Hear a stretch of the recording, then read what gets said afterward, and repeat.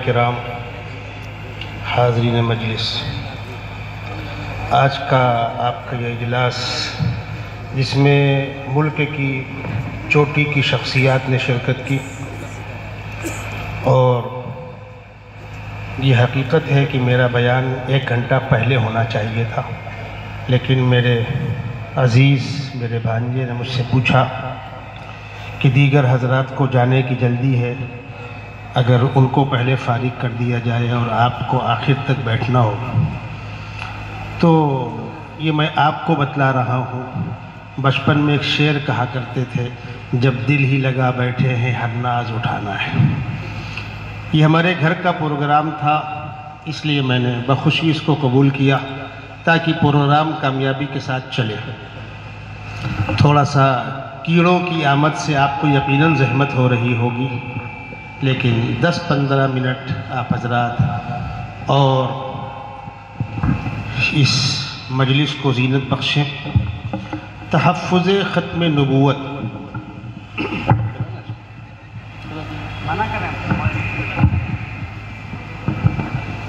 तहफ़्फ़ुज़ ख़त्म नबूवत ये एक बड़ा वसी मौजू है।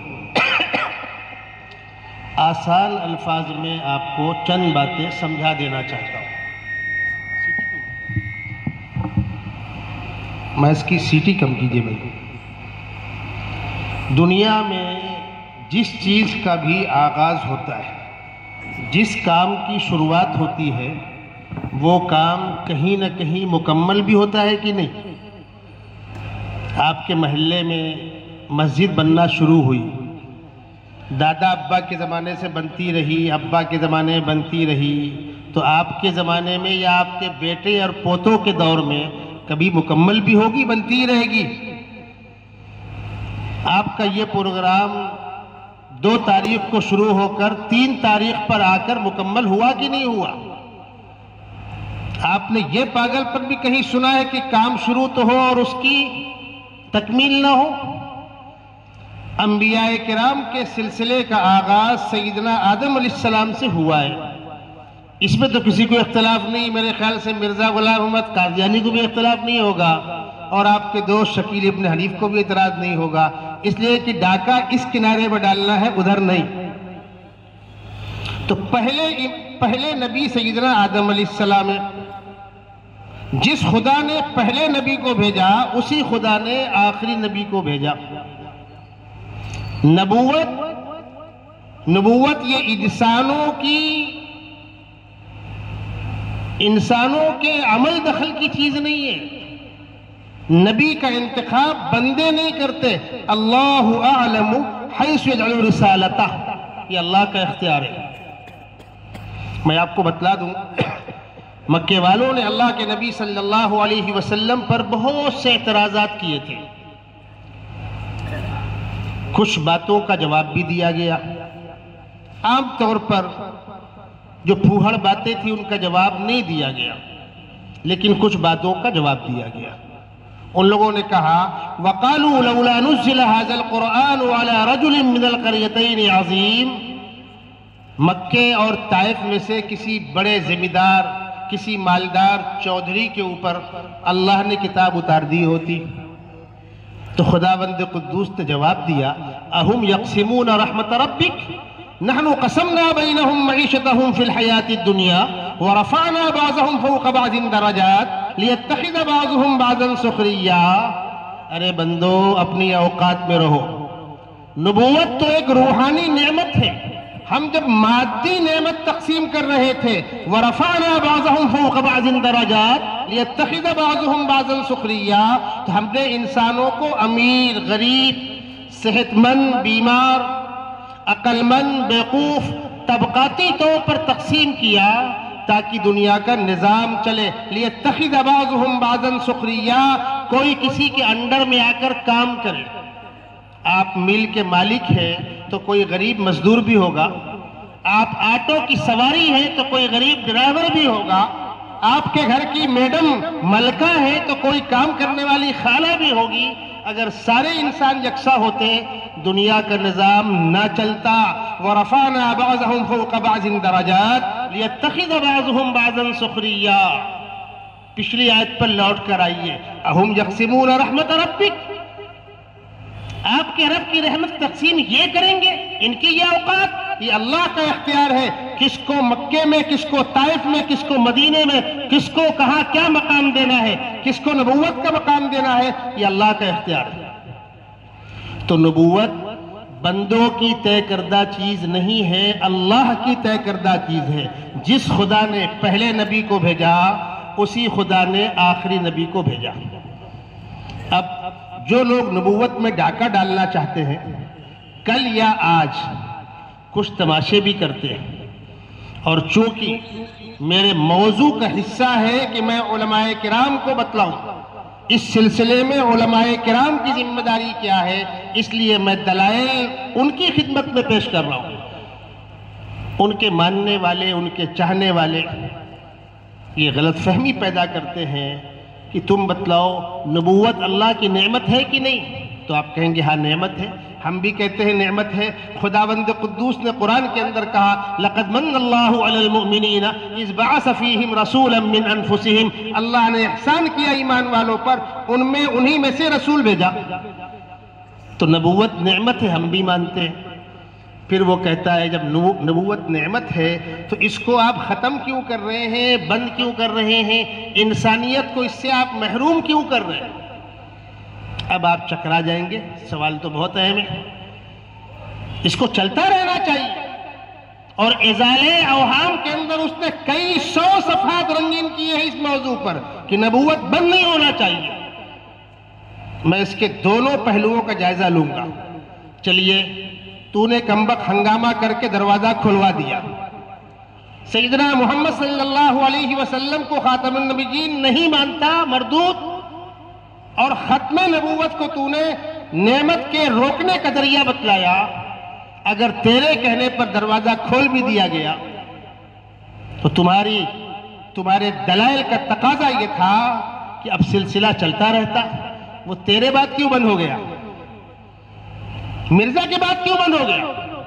उसकी उम्मत सर पटक दे कि हम मिर्जा को खातमुन नबीयीन नहीं मानते, सूरज की रोशनी की तरह ये बात क्लियर है मरदूद, तू सैयदना मोहम्मद सल्लल्लाहु अलैहि वसल्लम को खातमुन नहीं मानता, तेरी उम्मत तुझको मानती है, जिल्ली और बुर्दी का धोखा मत दे। क्यों? जब तक नबूवत का सिलसिला जारी था तब तक खिलाफत नहीं थी। जब तक नबूवत का सिलसिला जारी था खिलाफत नहीं थी, और जब खातमुन नबीयीन आ गए अब खिलाफत है। और ये बात बिल्कुल वाज़ेह सहीहैन की रिवायत के अंदर मौजूद है, कानत बनु इसराइल तसूसुहुमुल अंबिया कुल्लमा हलक नबियुन खलफहु आखर अना खातमुन नबीयीन ला नबिय्य बादी सयकूनु बादी खुलफा। क्लियर है। मिर्जा के मरने के बाद पहला खलीफा नूरुद्दीन, दूसरा बशीरुद्दीन, तीसरा नासिर, चौथा ताहिर, पांचवा मसरूर।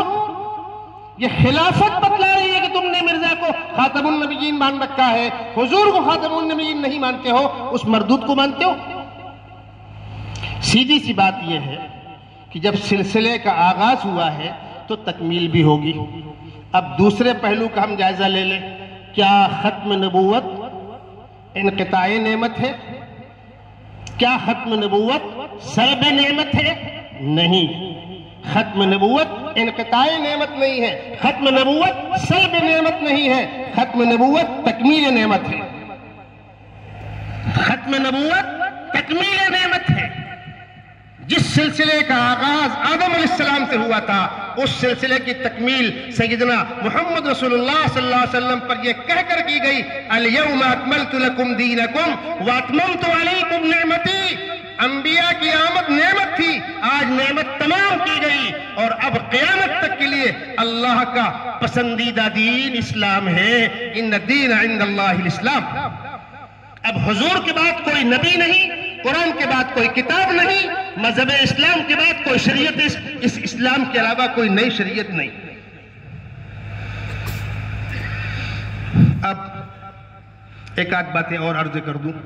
मिर्जा ने कदम कदम पर यह बात लिखी है, मेरी पेशिन गोइयां, मेरे दावे मेरे सच्चे और झूठे होने का मेयार है।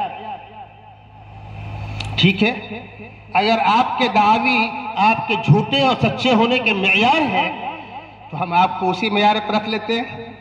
मैं अपने दोस्तों से कहूंगा कि जब किसी मिर्जाई से गुफ्तगू हो तो वो सीधा सीधा भाग कर आते हैं हयात व वफात मसीह पर।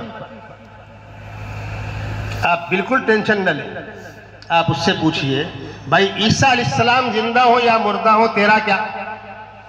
कानपुर का फला शेख मर गया तो मैं मस्जिद का इमाम हो गया, फला मुतवल्ली मर गए मैं मस्जिद का खतीब हो गया। अरे भाई फला मुतवल्ली 100 मरतबा मरे, तुम्हारे इमाम होने का, खतीब होने का, मुदर्रिस होने का तुमको प्रूफ करना होगा। ईसा अलैहिस्सलाम जन्नत में जिंदा है, खाते क्या होंगे? अभी एक हफ्ते पहले की बात है, एक नौजवान मुझसे कहने लगा मौलाना एक अहम सवाल है, एक मिर्जाई ने किया है। क्या सवाल है? वो पूछ रहा है ईसा अलैहिस्सलाम वहां रहकर पेशाब पखाना कहां करते होंगे? मैंने कहा तो आप इतने में उलझ गए, आप इतने में उलझ गए, उस मरदूद से पूछो जब मैदान महशर बर्पा होगा और करोड़ों करोड़ सैकड़ों करोड़ इंसान कुछ जन्नत में कुछ जहन्नम में जाएंगे, तो जो जन्नत में जाएंगे कुछ खाए पिएंगे तो पेशाब पकाने का तकाजा होगा तो कहां करेंगे? एक ईसा के नाम पर पेट में दर्द हो रहा है, अरे मरदूद नहीं पढ़ा, डकारे आएंगी, खाना हजम हो जाएगा। बात नहीं है, जो कह दिया वो आपने ले लिया। सीधा सीधा उसकी जिंदगी पर, उसकी जातियात पर गुफ्तगू कीजिए। जब जातियात पर आप आएंगे तो किताबों के अंदर सैकड़ों वाकयात भरे पड़े हैं उसके झूठे होने। उसकी जिंदगी भी उसके झूठ की बुनियाद है, उसकी मौत भी उसकी झूठ की बुनियाद है। जिस तरह शकील का किरदार भी उसके झूठे होने की बुनियाद है, और शकील का महदवियत का दावा करने के 7 साल के बाद जिंदा रहना भी उसके झूठे होने की बुनियाद है। वो कहता है कि खुदावंद कुद्दूस ने मुझको मेरी जिंदगी की मुद्दत बतला दी है, मैं 80 साल जिंदा रहूंगा। डेट फिक्स हो गई। फिर कुछ लोगों ने मशवरा दिया होगा, हजरत बड़ी चूक कर रहे हैं आप। 3-4 बातें उसने कही है। मैं मक्के या मदीने में मरूंगा, तो मरा कहां पता है आप लोगों को? कादियान में। किस मकाम पर बतलाना पड़ेगा आपको। कहने वाले ने कहा अंबियाए किराम अल्लाह के मुकर्रब होते हैं, मुहतरम होते हैं, वजीहन फिद दुनिया वल आखिरा होते हैं। ये शख्स संडास में गिरकर चेहरे पर गंदगी लगी थी, इस हाल में जहन्नम रसीद हुआ है। कहने वाले ने कहा है मिर्जा जो होता खुदा का नबी तो टट्टी में गिर के न मरता कभी। गुलबर्गा के अंदर इजलास हो रहा था, मुफ्ती सलमान साहब मंसूरपुरी मेरे साथ थे। मैंने मुफ्ती साहब से कहा मुफ्ती साहब एक आला देता हूं लेबोरेटरी परखने का। हम और आप कहते हैं संडास से मरा है, उनके लोगों को बुरा लगता है। कहां मरा है अभी तय हो जाएगा, चलो इज्तिमाई तौर पर दुआ करते हैं। जिसका उनको बड़ा शौक होता है मुबाहला कर लो, मुबाहला कर लो। इज्तिमाई तौर पर दुआ करते हैं, 10 तुम्हारे 10 हमारे। हम दुआ करेंगे खुदावंदा सैयदना मोहम्मद रसूलुल्लाह सल्लल्लाहु अलैहि वसल्लम को जैसी मौत आई हम सबको वैसी मौत नसीब फरमा। तो हम सारे मुसलमान कहेंगे आमीन, नहीं कहेंगे? फिर हम कहेंगे खुदावंदा मिर्जा गुलाम अहमद कादियानी को जैसी मौत आई सारे कादियानियों को वैसी मौत नसीब फरमा। किसी एक का होठ नहीं हिलने वाला, वरना वहीं जाना होगा। मौत लानत। दावा किया हम 80 साल की उम्र पाएंगे, मक्के या मदीने मरेंगे। मरा कहा वो आपके सामने है, 80 साल की उम्र। उसके बाद कहता है 5 साल आगे या 5 साल पीछे। चलिए इतनी गुंजाइश छोड़ दी गई। लोगों को उम्मीद थी कि अब तो कहीं ना कहीं मैनेज हो जाएगा। पैदा हुआ है 1839 में और मरा है 1908 में। कितना हुआ? 61 वो और 8 ये, 61 और 8 69। 80 में 5 कम करो कितना बचता है? 75। 6 साल फिर भी कम पड़ गया। पूरी जिंदगी लिखता रहा मेरी पैदाइश 1839 में है। जब मौत हो गई और उसकी मौत उस पर लानत फिटकार बरसा रही है, तब साहिबजादे मोहतरम लिख रहे हैं, राजिह कौल ये है कि वालिद मोहतरम की पैदाइश 39 में नहीं है, 34 में है, ताकि वो 5 साल लेबल हो जाए। ये मेयार है। मोहम्मदी बेगम के साथ शादी करने का उसका तमाशा। अल्लाह का आप निजाम सुन लीजिए। अफसोस ये है कि मुझे आपने कब बुलाया, जब बरसात निकल चुकी, तो आप बीज डालने के लिए मुझसे कह रहे हैं। बहुत लजीज मौजू है ये। उसने जो दावे किए हैं, जो तमाशे किए हैं, उन तमाशों पर जब आप गौर करें तो आपको अंदाजा होगा। उसने जितने दावे किए, अल्लाह का आप निजाम सुन लीजिए। इस अहम बात को गौर से आप सुने, पढ़ा लिखा तबका भी सुने, उलमा भी सुने।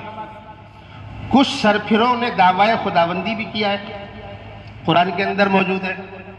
कुछ लोगों ने दावाए खुदाबंदी भी किया।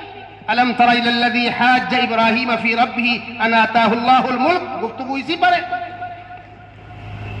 फिरौन का दावा था रब्बुकुमुल आला। क्या दावाए खुदाबंदी करने वालों का ताक़ुब किया जाएगा? बिल्कुल नहीं। किसी खुदाबंदी दावा करने वाले का ताक़ुब नहीं किया जाएगा। क्यों? खुदा किसे कहते हैं? जो ना पैदा हो, ना मरे, न सोए, न खाए, न पिए, न उसको पेशाब पखाने का तकाजा हो। अल्लाहु ला इलाहा इल्लाहु अल हय्युल क़य्यूम ला ताख़ुज़ुहु सिनतुन वला नौम। अल्लाहु समद लम यलिद वलम यूलद। ये तारुफ है खुदाबंद कुद्दूस का। अगर कोई बंदा कहता है तो कहने दो उसको, शाम को सोएगा नहीं, कमबख्त खाना नहीं खाएगा, पेशाब पखाना नहीं करेगा। किसकी औलाद है? फलानी अम्मा, फलाने अब्बा। 100-200 साल के बाद उसका भी अंजाम वही होगा जो नमरूदों का और कारूनों का और शद्दादों का और हामानों का हुआ। एक और से नबी चूंकि इंसान होते हैं, नबी चूंकि इंसान होते हैं, झूठा दावा नबूवत करने वाला तलबीस पैदा करता है, लोगों के ईमान में डाका डालता है, लोग शको शुबे का शिकार हो जाते हैं। तो अल्लाह का भी आप निजाम सुन लीजिए। झूठा दावा नबूवत करने वाला जिस चीज को अपनी नबूवत की दलील बनाकर पेश करेगा, मौजिजा बनाकर पेश करेगा, क़यामत तक कभी कामयाब नहीं होगा। ये अल्लाह का निजाम है। किसी भी झूठे दावे नबूवत करने वाले की आप जिंदगी पढ़ लीजिए, तजादात से भरी होगी। इसके बाद भी अगर किसी को जाकर गड्ढे में गिरना है, मर्जी उसकी। अल्लाह के नबी सल्लल्लाहु अलैहि वसल्लम के ज़माने में बहुत से वाक़यात हुए थे। हज़रत अली कर्रमल्लाहु वजहहु खैबर की जंग में लौटते हुए आपकी पेशानी पर चोट लगी थी और एक आंख बाहर आ गई थी, निकल के आंख बाहर आ गई थी। अल्लाह के नबी सल्लल्लाहु अलैहि वसल्लम ने अपने हाथ से उस आंख को अंदर कर दिया, अपना लुआब दहन लगा दिया। हज़रत अली फरमाते हैं दोबारा उस पर कोई तकलीफ नहीं हुई और उस आंख की रोशनी इससे जायद थी। अल्लाह के नबी सल्लल्लाहु अलैहि वसल्लम ने जमजम के कुएं में कुल्ली की तो माउ ज़मज़म लिमा शुरिबा लहू, वो शिफा बन गया। मुसैलमा कज़्ज़ाब के पास लोग गए एक ऐसे शख्स को लेकर जिसकी एक आंख खराब थी। हजरत, खराब आंख में हाथ फेर दीजिए, अच्छी हो जाए। खराब आंख में हाथ फेरा तो वो भी गई, दूसरी भी गई। एक कुएं का पानी खारा था, लोगों ने कहा इसमें आप कुल्ली कर दें तो मीठा हो जाए। उसने कुल्ली किया तो कड़वा हो गया। झूठा मुद्दई नबूवत कभी कामयाब नहीं होगा। आपकी किसी मिर्जाई से गुफ्तगू हो, मुलाकात हो, आप ईसा अलैहिस्सलाम की हयात व वफात पर क्यों जाते हैं? वो एक इल्मी मसला है। ये बतलाओ जो शख्स ये दावा कर रहा है उसका अपना कैरेक्टर क्या है, किरदार क्या है? शकील इब्न हनीफ जैसा जो 20-22 साल तक दाढ़ी मुछ साफ है, पैंट शर्ट पहनता है, स्कूल कॉलेजों में रहता है, न दीनी माहौल से कुछ लेना देना है, न किसी इदारे में पढ़ा हुआ है, ऐसा शख्स ये मूंग और मसूर की दाल, इस पर आप उसको क्यों नहीं लाते? चल भाई बैठ। एक प्रोग्राम एक देहात में था, उस वक्त मौका था, फुर्सत थी, तकरीबन 1.5 घंटे मैंने इस मौजू पर गुफ्तगू की। जब मजमा उठा तो पब्लिक क्या बात कर रही मालूम है? क्या भैया आज समझ में आएगा, वाह ससुरा प्रधान बने लायक नहीं ना कहते प्रधानमंत्री बनी हो। अरे जो आदमी शराफत के मेयार पर हो, महल्ले की मस्जिद की इमामत का अहल न हो, कमबख्त नबी होगा। ये है वो बुनियादी बातें तहफ़्फ़ुज़ ख़त्म नबुव्वत के मौजू पर। इल्मी दलाइल अल्हम्दुलिल्लाह किताबें भरी पड़ी है, उलमा के आपने कीमती से कीमती बयानात सुने। और मैं जिस बात पर जोर देता हूं, आप सब लोगों से कह रहा हूं, मैं हमेशा इस बात पर जोर देता हूं, इन इजलासों की अहमियत से इनकार नहीं है, लेकिन ज्यादा मुफीद मुज़ाकराती मजलिस जो कल सुबह से रात तक चली, यकीन जानिए इन बड़ी 10 कॉन्फ्रेंसों के मुकाबले में वो एक मजलिस मुज़ाकराती वो ज्यादा मुफीद होती है। क्यों? उसके अंदर करीब से बैठकर सारी बातें सुनने, समझने, सवाल जवाब करके गलत फहमियों का, शुकूक शुबा के इजाले का मौका मिलता है। मैं कल भी शामिल था, यकीनन बहुत कीमती मजलिस थी वो। मुल्क के अलग अलग इलाकों से, खासतौर पर मौलाना अब्दुल कवी साहब मुद्दज़िल्लहुल आली, अल्लाह उनको और अच्छा रखे, बहुत दिनों मौजू पर बहुत कीमती, बहुत अहम आदमी। मुझे अफसोस रहा कि मैं उनकी मजलिस में आकर न बैठ सका। मुबारकबाद दूंगा तहफ़्फ़ुज़ ख़त्म नबुव्वत शहर कानपुर के कमेटी के नौजवानों को, जमीयत उलमा शहर कानपुर के नौजवानों को, मेरे भांजे मौलाना अमीनुल हक अब्दुल्ला को। ये सिलसिला जो इनके वालिद मोहतरम ने मौलाना मतीउल हक उसामा मरहूम ने शुरू किया था, मौलाना मेरे दरसी साथी हैं, हम उमर थे, हम एक घर में पले बढ़े, सगी खाला के बेटे, उनकी बहन मेरे साथ, मेरी बहन उनके साथ, हम दारुल उलूम देवबंद के हम दर्स हैं। हम बैठते थे, घंटों बैठते थे, मुज़ाकरे होते थे, तबादला ख्याल होता था। अल्लाह ने उनके जरिए से मुख्तलिफ पहलुओं पर जिन कामों के निज़ामों को बर्पा किया था, उनके दुनिया से जाने के बाद सबको फिक्र थी, हमें खुद फिक्र थी, या अल्लाह इन कामों का क्या होगा। लेकिन मुबारकबाद के मुस्तहक है उनके वो मुताल्लिकीन, मुआविनीन, दोस्त व अहबाब शहर कानपुर गयूर मुसलमान कि आपने किसी काम को भी रुकने नहीं दिया। अल्हम्दुलिल्लाह इदारा भी पूरी आन शान के साथ चल रहा है, इस किस्म के प्रोग्राम भी आन शान के साथ चल रहे हैं। और अजीज़ा मौली अमीनुल हक अब्दुल्ला ने जिस नौउमरी में कम वक्त में निज़ाम को संभाला, हम सब के लिए इंतहाई खुशी की बात है। जब मैं मौलाना उसामा साहब के इंतकाल के बाद कानपुर पहुंचा, डॉक्टर हलीमुल्लाह साहब जो मौलाना मुबीनुल हक साहब के साथ काम कर चुके थे, मौलाना उसामा के साथ काम कर चुके थे, मुझसे लपटकर पुकार मार के रो रहे थे, मुफ्ती हुज़ैफा साहब क्या होगा? मैंने कहा डॉक्टर साहब इंशाअल्लाह कोई काम रुकेगा नहीं। डॉक्टर साहब ने मुझसे कहा था, बहुत से दोस्तों ने कहा था, आप कानपुर चले आइए, इदारे को संभाल लीजिए। मैंने कहा जितना वक्त मांगोगे मैं दूंगा, लेकिन मैं भी कहीं निज़ाम से वाबिस्ता हूं, छोड़कर आना आसान नहीं होता। उस साल मैं 5 मरतबा प्रोग्रामों में आया था, जरूरत थी। अब उसके बाद तकाजा होता है, वक्त में गुंजाइश होती है, हाजिर होता हूं। मैं अपने तमाम दोस्तों से, उलमा से, अइम्मा से कहूंगा, मौजू पर किताबें भरी पड़ी हुई हैं, आप डायरी बनाइए, दलाइल को नोट कीजिए। जब आप किसी के बयान से, किसी किताब से अपनी डायरी में दलाइल नोट करेंगे तो सीने के अंदर महफूज होंगे। जो हजरात इस मौजू पर पुख्ता है, काम करते हैं, जिनकी बात में तासीर है, कशिश है, उनके बयान सुनिए, लबो लहजे पर गौर कीजिए, कौन सी बात कब और कहाँ कहनी है।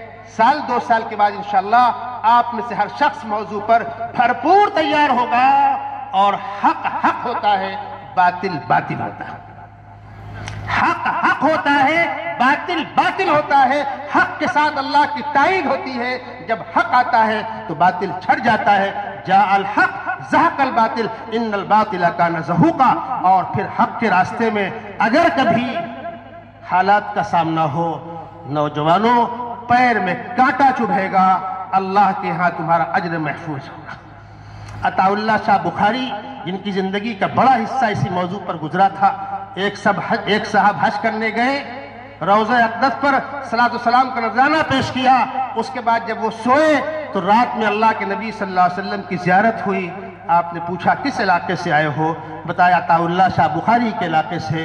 तो अल्लाह के नबी ने पूछा हमारे अताउल्लाह का क्या हाल है, हमारे अताउल्लाह का क्या हाल है। वो हज करके लौट कर आए, अताउल्लाह शाह बुखारी बिस्तर मर्ग पर थे।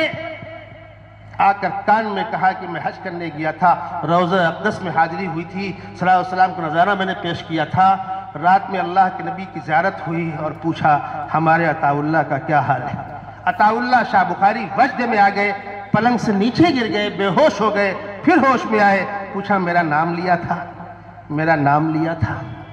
इस मौजू पर काम करने वालों काम को मामूली मत समझिए। आका सल्लल्लाहु अलैहि वसल्लम की नबूवत पर, खातमियत पर कुत्ते भूख रहे हैं। अगर हमारे पास इस काम में शरीक होने के लिए, काम करने वालों का ताउन करने के लिए, हौसला अफजाई करने के लिए वक्त नहीं है तो क्या मुंह लेकर खड़े होंगे आका सल्लल्लाहु अलैहि वसल्लम के सामने, और क्या अल्लाह से हम खैर की उम्मीद रखेंगे कि हमारे साथ कोई रहम व करम का मामला।